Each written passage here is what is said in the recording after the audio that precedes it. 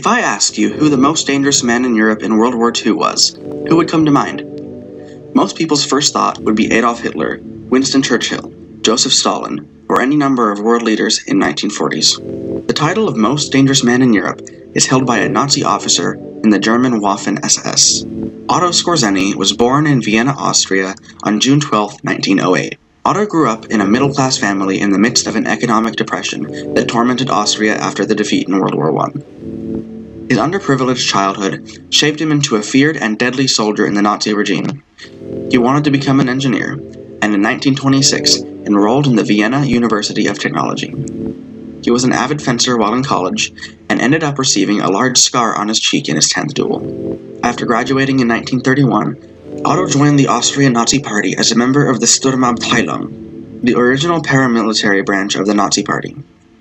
Their use of violence as intimidation and political influence played a significant role in Adolf Hitler's rise to power.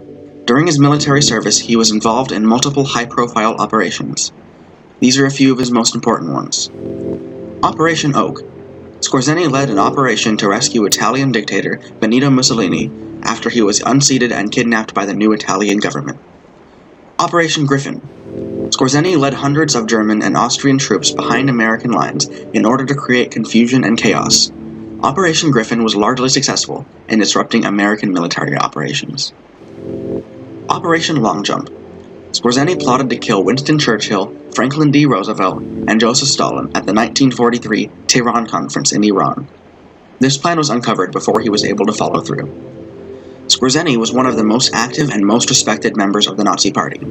After World War II, Skorzeny was tried as a war criminal for breaking the laws of war during the Battle of the Bulge, Germany's final offensive measure in Operation Griffin. He was convicted of falsely impersonating U.S. soldiers and improper use of U.S. uniforms and military insignia, but he was acquitted of all charges because they could not prove that he harmed or killed any U.S. soldiers while disguised as one.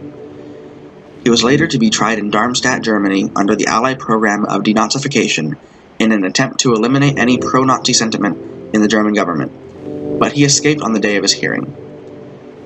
In an attempt to start a new life for himself, he moved to Madrid, Spain, and started an engineering business. He eventually went on to train Egyptian military troops and serve as a military advisor to Egyptian President Gamal Abdel Nasser, conducted military operations for the Israeli government, and helped as many as 600 former German SS agents escape from Germany to Spain and many South American countries. Skorzeny died of lung cancer on July 5, 1975. His coffin was draped in the Nazi colors and he was later cremated. Otto Skorzeny never denounced Nazism. Who was the real most dangerous man in Europe?